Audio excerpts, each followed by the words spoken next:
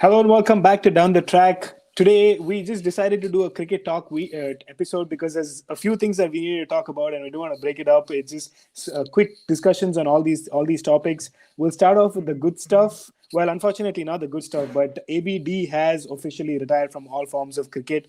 As fans of Mr. 360, this is a heartbreaking news, so to say, for us because as much as I used to hate him in the red and black of RCB, he was always a treat to watch. He's just been a phenomenal batsman for South Africa, for RCB, and all around the world wherever he's played. We've seen some insane innings, and he's just been such a treat to watch, and he will definitely be missed. Especially for the RCB fans a little bit more. But since we hate RCB, it doesn't matter so much for us. But your thoughts, Musti? We have Musti, who's the main host, the main guy at Down the No, Track, no. who will be talking a little bit more in detail about it. Because he has some personal contacts, some personal discussions that he wants to do. But Musti, your thoughts on ABD's retirement? Man, individual, like in terms of talent, I've never seen a player like that. Mr. 360, he can play every shot in the book. I've never been his biggest fan. Maybe it's RCB, maybe South Africa, maybe it's his choking mentality, but I've never backed him like as my favorite player. But I cannot argue against his cricketing ability. I think he's been outstanding. The way he plays those scoop shots, lies down and plays those shots, that innings against West Indies in South Africa, and then that innings in the World Cup as well, that 150 of like 55 balls or Apparently, he whatever. was sick. He was puking at the morning off, and he was sleeping. And when it's time to bat, he goes out there and scores a 150 odd, goes back to sleep. That's the level of this great man. Brilliant. And I'll also want to take you back to the series in 2005-6 in India. He was playing as a test batsman. I think he was opening the batting, if I'm not mistaken. Over there as well, he was grinding it out. I'm like, who is this kid and stuff? And then, but he was, proper technique, not the best technique, but he was actually grinding it out, playing his shots, but also a lot of patience. I felt AB was someone who could play every format and he adjusted well. It wasn't like he was playing this. He's not like a Rishabh Pant. He won't be very aggressive in Test cricket. He had his patience. He knew how to stay at the crease. I remember 2015 when it was those dust bowls. ABD was the one guy along with Amla who was actually like it was tough to get out for the Indian bowlers. But apart from those two, it was it was a cakewalk for India. So Test cricket, he had that skill to play defensively. In T20 Wonder cricket, that guy was class. The way he used to play his shots, unbelievable. The only criticism I would have of him, I don't want to really talk about it now. It's a big criticism that I had while he was playing, is that I didn't feel like big match, big mentality. I thought he lacked that a bit. I think he got nervous in big situations. Look, in 2015, you can tell me that they got unlucky that it rained out, and suddenly New Zealand had a less score to chase. If AB played that full innings, they would have won. But I still felt while he was captaining, he could have kept his calm a bit. I think he got scared a bit. Even in RCB, he could have been a bit more influential, a bit more calm with Virat Kohli. Of course, we have the criticism of Virat Kohli as well. But that's, I'm being very critical, and that's just my opinion. It doesn't mean you have to agree with it. But from his cricketing talent, what he did, I remember the most painful for me was when he smashed Stein in the IPL. I just could not believe it. How is he hating this guy? Stein was rocking every team. He was at peak form. Since that was Stein's decline. Even though Stein still was one of the best bowlers to ever play the game, but that was his decline. I've never seen anybody do that to Dale Steyn. And Dale Steyn, if you look at a lot of people, he wasn't in my all-time 11, but a lot of all-time 11 Steyn was there, right? When we were doing in lockdown, a lot of people are saying Steyn. This guy almost ruined his career. And Steyn also admits it. He's like, I don't know what happened. I could not believe my eyes. Bowling Yorkers, he scoops him, bowls it a bit short, hits him over mid-wicket, bowls it outside off, he hits him over long off. Just unbelievable batting. So those are some instances that I remember of ABW. Yeah, I think what happens is I think that people have short memories, and what happens is I think that a lot of in this day and age, what has become is it's become like, okay, if you win so and so many trophies, then you're regarded as the greatest. But I think just as a person, just to pleasure to watch kind of player, I think I don't think anyone comes Yeah. comes close to him in terms of the way he just bats, the Mr. 360 for a reason. He can play all around the park. I think that is what I think they will miss. I feel like there are certain things that we could talk about. The fact that he hasn't won with RCB, or the fact that he hasn't won with South Africa to the extent, a big trophy or something like that. I think that is something that he'll probably miss. But he's given us enough memories to call him an all-time great, and I think he makes a lot of those World 11s, at least in white ball cricket for me. But Yeah, there are yeah. instances, like you said, also there are a couple of instances. We remember the 40 against 40 out of 278 balls against Australia. I think back Yeah. in 2014 or 2015 was it? I don't remember exactly, but he has both sides of the play to him. He doesn't. He can, like you said, grind it out. He can hit 150 or 50 balls, but he can also hit 40 of 280 balls. So that kind of a player is rare to find. And like you said, adaptability has been phenomenal. And he is someone that a lot of people, a lot of franchises will miss. South African cricket, he had retired from a while back, but I think just in general, a lot of people will definitely miss that. The man, the myth, AB de Villiers, Abraham Yeah. Benjamin de Villiers, I think he is. Yeah. Yeah. That's the So ABD. yeah, so it's gonna be it is something that will be missed, but he's given us enough memories to always cherish, I think. Yeah, 100%. And also, one thing I forgot to say was that Test team South Africa were number one Test team, and he was a part of that team with the likes of Graham Smith, Dale Steyn, Jack Callis. Unbelievable team, and AB played his part. Like you said, he had that 40 of 270. He could rotate the strike, could play the patient game, and he was part of that team. Built partnerships with the likes of Graham Smith, with Jack Callis, and made sure South Africa were formidable side in the 5-day format. I just feel with the team that they had, especially with you add AB into that team, they should have won a one-day T20 trophy. You can say the same thing as Virat Kohli. He should have won, Yeah. even though he's won a World Cup, so you can't really argue that. But at his peak, he hasn't won a. As captain, you can say, He's but not one. people still criticize that, right? Yeah. But he's won a Champions Trophy. Virat Kohli has won a World Cup. If you look at Yeah. his records, Yeah. but AB hasn't won anything, but he's got his team to the number one Test squad. I just feel that the team that South Africa had could have done even better, but they were outstanding to watch. That's what I would say. Yeah. I think that mental strength was a bit lacking, but in terms of talent, the likes of Faf, AB, Jack Callis, Graham Smith, Dale Steyn, unbelievable talent, and they actually put on a show. It wasn't, and they could adjust on formats. It wasn't a big deal for them. Even Jack Harris saw in the IPL. We all talk him as a Test player in the for KKR. He was crazy, man. He's won a championship with them as well, if I'm not mistaken. Yeah. I think I agree. I think that that was an era of South African cricket that that is left to be wanted. I think right now, like a lot of I think this Yeah. current South African side, they've shown us some flashes of good cricket, and I hope that South African cricket can get back to the level that they were at that Absolutely. point in time. It's just good for cricket that teams can get back to those levels. We see good challenges from Sri Lanka and South Africa, and that's just good for world cricket in general. So hopefully Yeah. that South Africa can get to that level as well. And maybe he's just a phenomenon. He's such a beautiful player. Hopefully will be. I don't know what his plan is after cricket. He seems like the kind who'll probably just kind of. Dwell into the sunset. We won't see too much more of him, but I hope that's not the case. I feel like we probably want to see him a little bit as a mentor or as a coach or something of that side of things. But that we'll see how that kind of pans out. Moving on to another interesting piece of information that came out last week was Tim Paine has been stripped off. Well, technically, he resigned from Australian captaincy because of a scandal that came through about some derogatory remarks towards female reporters a couple of years back. This was a little bit after the fact that there was Australia was in a revolution kind of zone. There was rebuilding, a lot of problems. Dave Warner, Steve Smith, and Bancroft were banned for a year, and there was a lot of rebuilding phase. My question is, one, of course, it's wrong. Obviously, you shouldn't do this. And two, did anyone know about it and try to hide it, because that could have been really bad for Australian cricket at that time?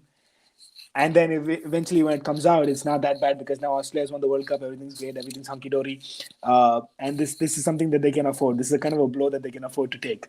So some questions that are being thrown out in social media.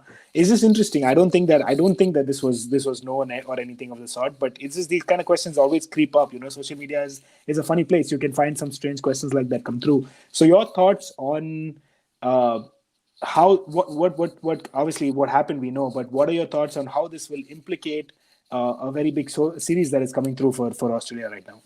in terms Yeah, of the man. Ashes. I honestly didn't understand the timing of it. I think it's completely wrong what happened. Like he Yeah, shouldn't have done what he did. And now people make mistakes, but still, like he should get the punishment. But I feel that Cricket Australia hid it. To be very honest with you, I think at that time, yeah, Sandpaper they book three guys. They book another guy for a different story altogether.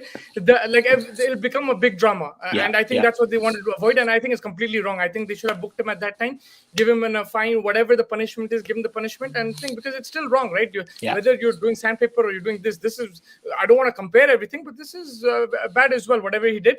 But like he was the face, he was the hero. Tim Paine, like, oh no, Smith Warner, but he's the new captain, he's the face and everything. I'm sure they knew about it at that time. yeah, You're telling me after 4 years? And it's also like they try to close that case, and whoever the lady was in question, she came out with it now, but I'm sure there was a negotiation or something before to like try to close this case, like, because that's what she didn't, because at that time if she came up with it, like, it would have been like catastrophic. yeah, for Australia. Yeah, for For Australia. her, Yeah, like, she yeah, had every right to go with it. I of think she course. she should have done it immediately, but I'm sure they tried to do something. I don't know what it was, but that's what I don't understand. Like, if this happened and thing, I don't know what dealings happened at that time, whether they had a agreement or not. But you're right. Now they won the T20 World Cup and stuff. This is a bit on the back burner, but I think they'll have to go. Like, if you're gonna book somebody for Sandpaper, you'll have to book with this. And I think it becomes difficult. Like, with Warner and Smith, they got the punishment, whatever. It might have been too harsh in some people's opinion. It might have been okay in some people's opinion, but it happened when it happened, and they got over it. They're playing cricket now. Yeah, With Tim Paine, he's playing while he knows what he did. He did for 4 years. He won that. He retained the Ashes. He did everything. And now after 4 years, when he's about to probably his last captaincy stint, it comes out then. Like, he's lucky he didn't come out when at the Gabba when he was talking all that crap about Ashwin and stuff. I'm surprised he didn't come out at that time. I But think I think what's going to be interesting is that he has come out and kind of almost put it out there without actually stating the words that he's retiring after this Ashes series. So maybe that's why Australian cricket is just giving him the leeway to just finish it off. so he's allowed to play in the Ashes. I think he's going to play. I think he's going to play. I mean, obviously, Cricket Australia has not come out with an official statement about it. So if they do come out, and there But if he is made the still a few if he, days. the what of my question to Cricket Australia is that if he made the statement and the punishment is for him to resign from captaincy or whatever, or if that's his choice, if it is a punishment, then that punishment should have been given 4 years ago. If it's his choice, then he should have chosen to do that 4 years ago. Yeah, Right? yeah. Like, I he think made the mistake, he realized the mistake, he apologized to his family, then you make that thing. For me, the timing is also off. Like, I mean, of course what he did was wrong and everything, but like, okay, these things, you don't like to say the word, oh, it happens. Like, you don't want to say that either. Of course, of because course. because the victim involved probably doesn't feel like that, right? Of course, The victim absolutely. feels different. But Yeah. at the same time, you don't like, you should have dealt with it at that time. That's Cricket Australia's fault if they knew, and it's Tim Paine's fault, which he certainly knew at that time. Yeah. I agree. I think there's a little bit of some question marks, some gray areas in the way this has been handled in general. But I guess to each his own. At this point in time, a mistake should be punished in some ways. That's the only way there will be improvement, right? Like, for example, I feel like the whole Yorkshire cricket, that the whole racism issue and all that stuff that is coming through. I feel like that is also, there it is in terms of trying to make the improvement, and that people, some people's names are coming out. For example, Michael Vaughan and stuff like that. These people's names are coming out. By the end of the day, I think a punishment should be given, and then it should be allowed the chance to move on and see how you can not repeat that in the future. Exactly. Harsha What happens though? Don't people start getting stuff on you then? Exactly. Like, even Yeah. this girl, she was probably scared to come out because she, like you said, I didn't know, but you're saying she's a reporter, so it could affect her career and this and that. Same thing with Azim Rafiq. Now people are trying to get dirt on him, And right? they found something also back in 2011 Yeah. or something, some text message that he Okay. sent or something. Which is completely wrong on his behalf. He shouldn't have sent those Exactly, messages. yeah. But he's in this now. He has to face it. But at the same time, that should not shadow the fact that these things happen and Yorkshire is institutionally racist, like what is proven from the evidence. I'm saying, Yeah, right? absolutely. So they should still get that punishment. It shouldn't be a tit for tat thing. You should punish him for whatever he did, but at the same time, you cannot ignore the fact, okay, fine, this guy is also bad, so ignore the case and close it. No, you Yeah. continue, you solve the matter, and then you go on. Because then why will people come and speak out? Why No would you one come will. and speak out? Yeah, Yeah, no, you still want people to speak out, right? So I think absolutely. uh, I respect Azim Rafiq for coming out like that, and he did the whistleblower thing. Not a lot of people like that. I'm sure the likes of Michael Vaughan, these guys are sitting in their house and pissed off at him, whatever it is. But the most important thing over there is a lot of people who are racist don't realize that they are. Yeah, And this yeah, case, now they will be careful. You might say, like, it happens in different groups. We also probably have witnessed it and we don't remember, right? yeah, Like, but absolutely. you have to be very now people will be careful. They will Yeah. take that thing. But if you're not going to take action or do something about it, then people are going to take it lightly. And that's what Azim Rafiq said. He said, like, I don't expect people to remember, but I do remember, and I'm putting it out there. And he did not just call out Gary Balance; he called out the whole institution of Yorkshire Cricket Club. And yeah, Absolutely. if you look at the numbers and everything, it shows that, like, look, the Asian and colored people who have played for Yorkshire, it proves that, like, there is some issue over there, because the club cricket to professional cricket, there's a big discrepancy. Yeah, absolutely, 100%. I really liked the tweet that Harsha Bhogle put out there when all of this happened. He said when he used to go back in the 90s or in the early 2000s, when he used to go to Lords, he used to feel like a complete outsider. He used to hate going over there because Wow. because he used to really be very upset because of the way they used to be treated over there. Even though, like, they even though, like, as a cricket reporter or as a cricket person, you go in over there, but you're treated very badly because there's like an air of superiority over there.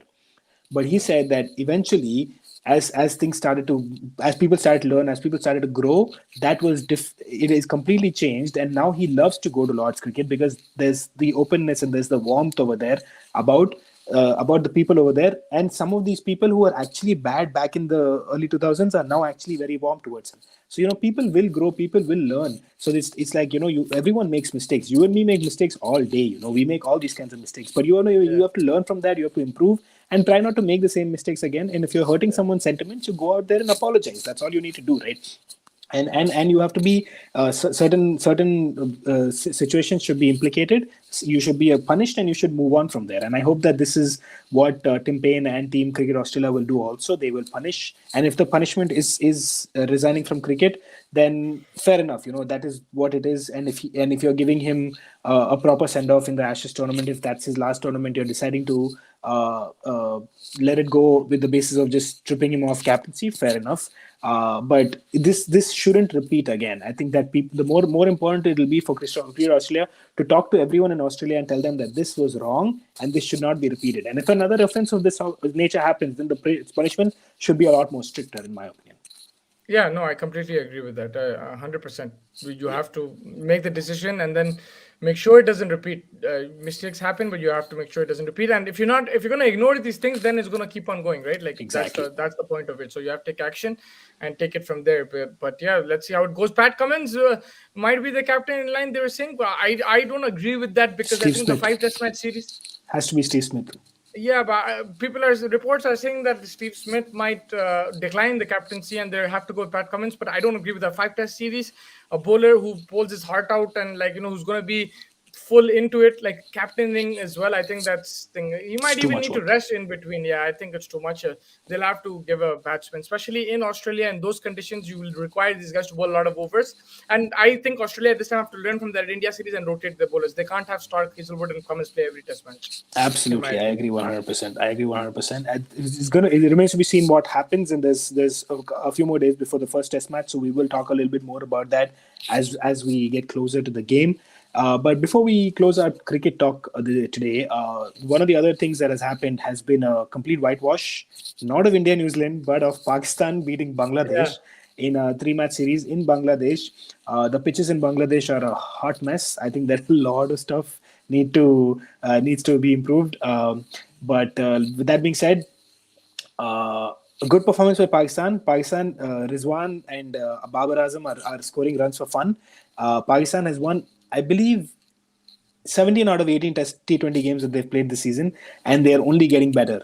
So something about this Pakistan team, of course, the game that they lost is an unfortunate game in the semi-finals against Australia, and that would be a pretty painful one. But I think that this team is the consistency that we used to talk about Pakistan a lot over the past so many years. We're starting to see that. I mean, it's not just over one or two series. We're seeing it over the past year. So that's good data for us to see that okay, this team is actually changing. There is improvement on a lot of fronts. Of course, there'll be phases when Babar and Rizwan will go through lean patches, but I think that overall the system that they've developed and that at least in T20 cricket is something to be commended on. And the likes of Matthew Hayden, Vernon Philander coming in is probably helping this team, and they're going places. I think this Pakistan cricket side. Yeah, absolutely. And the good thing is they're taking out the team from tough situations. Today they need two of the last ball. Nawaz hit a four. In the first game as well, Fakhar Zaman put up a partnership and he was there. Then I think it was Shadab and Thing who finished off that game, the first T20. Shadab and Nawaz as well. So they're coming out of tough situations. I think there's still a few weaknesses in that team. They will be get tested, but they're finding this winning formula. So it doesn't matter how you win, you win, you win. There is still weaknesses there. I don't think this is a formidable Pakistan side, but they're learning how to win now, which is very important. If they can now translate this to even more dominant performances and more consistency, then it's going to be great for them. This is a very good platform that they've set. I think that Australia match, a lot of people say it's one game and everything, but they made quite a few mistakes in that game. And they beat, they lost to an Australia side who made even more mistakes. So when you're losing to a side who made even, whether it was that no balls that Australia bowled, or they dropped even more catches than Pakistan, Steve Smith played a ridiculous shot. So there were more mistakes from Australia. So if you lose games like that, you have to look into yourself and you have to see that it's not just a one-off. There is weaknesses there, and it got exposed that day. So they have to work on that. And I think this Bangladesh series, it showed that they're not the dominant force, even though they won 3-0. I think the scored line kind of flattered to receive, and the winning against Bangladesh side who are in transition. So expected a bit more clinical, but I think the pitches made it difficult as well. But a big positive is that they're coming out of these situations and winning the game. So I think it's a big plus for Pakistan. But to take your team to a professional level, you want to compete with the big dogs, you have to just look at where the weaknesses are and then improve. I think there's nothing wrong with that. I'm not criticizing them, saying that they're a bad team. I think they're an excellent team, but I'm saying what they can improve on and make that even a more professional unit. I agree. I think that's a fair shout. For Bangladesh, you were talking about the team in transition, but this is a team that yes, they've lost a few players and stuff like that, but this team needs to transition quickly. We saw Sri Lanka go down. We saw Sri Lanka go down. Sri Lanka route. Because I'll tell you why. Tamim Iqbal, he's injured probably, but Soumya Sarkar gone. Saqib injured. Mushfiqur left out. Who is the Litton Das left out? These are 6 of their batsmen. It's going to take time. Saifullah coming. Another guy called Shanto. He's in. A few different players still getting used to it. It's going to take time. They have talent over there, but they'll have to learn from Sri Lanka. And I know they don't have the investment, like they can't afford time, but it will take time. It's not going to be overnight. Also, Mushrif Murtaza is a huge loss as a captain and as a bowler. They don't have like a proper fast bowler. Again, team selection also sometimes I don't get. They should have played Rubel in the World Cup. He didn't play, but it's going to take some time. Sri Lanka, it took a good 5-6 years, but they're reaping the rewards now. Look how they're doing in the Test match against West Indies. They have the upper hand, 330 or 350 odd, and they have West Indies 6 down for 100 odd. So Sri Lanka are getting there. You would normally have West Indies dominate, even though West Indies are also always in transition. But it takes time. It's going to take Bangladesh time as well. Yeah, I feel like Bangladesh is going the West Indies route more than the Sri Lankan route, unfortunately, because I feel like there was a time in 2007 where Bangladesh cricket had arrived and stuff like that. There was a lot of discussion about that because they beat India and they were going places and stuff like that. They never really picked off from over there. They still remain a minnow team, and they still played poor cricket every now and again. But they'll have like good moments, but they don't back up those moments because then they have very, very poor moments. For example, they beat Australia in the T20 series, but then they go in and they have a absolute World Cup to forget almost. So, so there's a lot that left to be filled in terms of Bangladesh cricket. I hope that they can structurally change those things and try to come out, because this is a side that has capability. We've always seen talent over there. It's just a matter of not being able to execute it over a period of, let's say, 4 to 5 years. So hopefully they don't go the West Indies route, because West Indies has flashes of brilliance, but they win. When they have those flashes of brilliance, they win. They won 2 T20 World Cups and stuff like that, right? Bangladesh, when they have the fresh appearance, they beat India. That's their like high, Yeah. unfortunately. So I feel like if they really want to go out there and yes, investment's a problem. There's a lot of problems, but I think that you can create a formula that's consistent. You don't have to be the best in the world, but just be a little bit more consistent. That's what I think that Bangladesh would really want to try and do. Also, mentally, you have to be a bit more calmer, a bit more Correct. stronger. I think they're very, what do you say in Urdu? It's called jazbati. They're like, Yeah. Yeah. they get really passionate into the game and everything. Look, if Sri Lanka are also passionate guys, but they're also calm and collected. They're a bit more mature in that thing. So I think it's a bit of a mix. Also, I just wanted to add before we wrap up, congratulations to Tamil Nadu for winning the Oh yeah, we Syed have so Mushtaq many Ali things we have to Trophy. talk about. So 5 runs of one ball, and the man who Shah was Khan, benched by man. Punjab Kings hits a six. I don't understand. You have to go and speak to the Punjab management. I don't know how he was benched even for 3-4 games in that IPL. But this man, if he's on the market again, watch out. But I'm sure Punjab will retain him. But what a finish!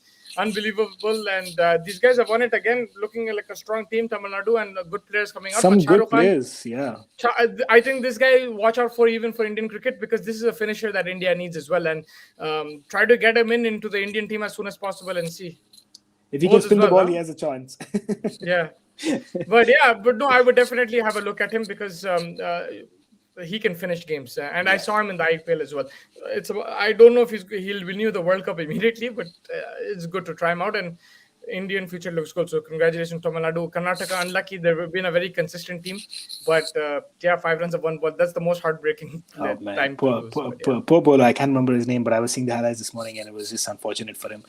There are a couple of other players in Tamil Nadu that we'll talk about this a little bit more in detail when we're getting closer to the IPL. But there are a couple of players. Watch out for this guy called Sai Kishore. He's a very good Yeah. left-handed batsman, and he can chip in with a bat, I believe. So interesting times for especially these kind of guys who probably get a look in because Absolutely. Yeah. people, especially with two new teams coming in, there'll be a lot more players that will be needed and stuff like that. So these kind of players, especially with good consistent performances, can actually go in and get one of those big contracts that will change their lives. And we've seen it happen a lot over the past few years. So hopefully, a few more to come from there.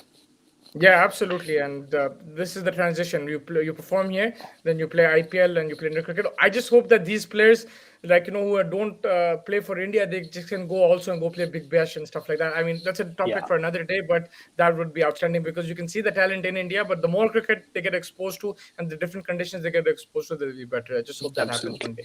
Yeah, absolutely. Hopefully, looking forward to it. yeah, definitely. I think that wraps it That up. wraps it up. Yep. Yeah, More thank you talk, so much. more definitely talk with the T20 the Test series coming up, the Ashes coming up. Will always be around, bringing in these cricket talks. But for now, I think it's time to call it a day. Yeah, it was a lot of fun talking about different things, not just on the field, but off the field as well. And yeah, test match coming up as well. And we'll get you guys the latest cricketing content. Thank you so much, Don, for hosting me Yep, and joining me. of course, as always, Take man. care, man. Take care.